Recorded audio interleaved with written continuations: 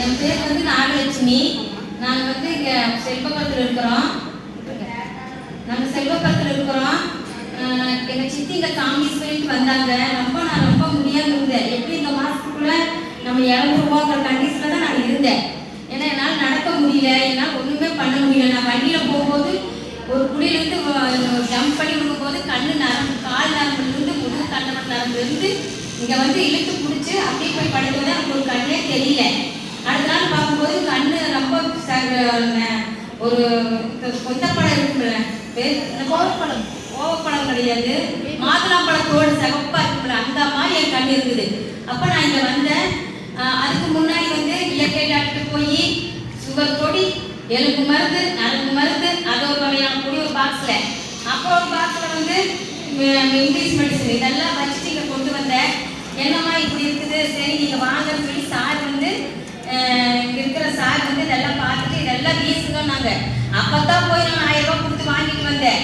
என்னடா இது வீச சொல்கிறாங்களே, 1000 ரூபா கொடுத்துட்டு வாங்கிட்டு வந்து நம்ம சுகருக்கு தானே வாங்கணும் அப்படின்னு நான் மனசு நொந்து தான் நீ வீசினேன். நீங்கள் சொல்லிட்டாங்கன்னு சொல்லி இங்கேயே வாங்கி போட்டாங்க. இங்கே இருக்கிற மேடம் தான் யாரோ வாங்கி போட்டாங்க இல்லை.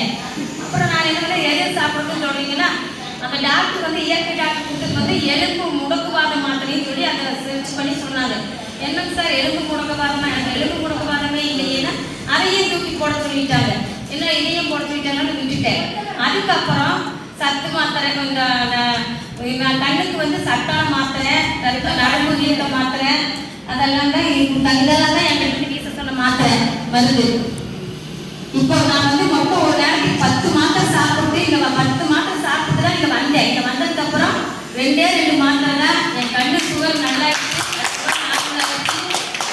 நான் 10 பேருக்கு சாப்பாடு பண்ண மாதிரி நல்லா திறமையாக இருக்கிறேன், நல்லா வண்டி ஓட்டுறேன், நல்லா ஹாப்பியாக இருக்கிறேன். எனக்கு இந்த பெட்டு வாங்கணும் தான் ஆசை. எப்போ கடவுள் எனக்கு திரும்ப பண்ணுறாருன்னு தெரியல. அப்போ அரவிந்த் ஆஸ்பத்திரிக்கு டெஸ்ட்டுக்கு போயிருந்தப்போ நீங்கள் இந்த பேட்ச் உங்களுக்கு டேட்டு தெரியும். அப்போ எனக்கு டெஸ்ட்டு போகும்போது நான் தீபா நடத்துகிற டைமும் சித்ரா நடத்துகிற டைம்லாம் சொல்லிட்டு போனேன். அப்போ டாக்டர் பார்த்துட்டு கண்ணு நரம்பு வீக்கமெல்லாம் க்யூர் ஆயிடுச்சு, கம்ப்ளீட் ஆயிடுச்சு அப்படின்ட்டு நீங்கள் நல்லா இருக்கீங்க, ரத்த குழப்பத்துக்கு மட்டும் ஒரு 10 மாத்திரை சொல்லி வெறும் 30 மாத்திரை 11 ரூபா தான்.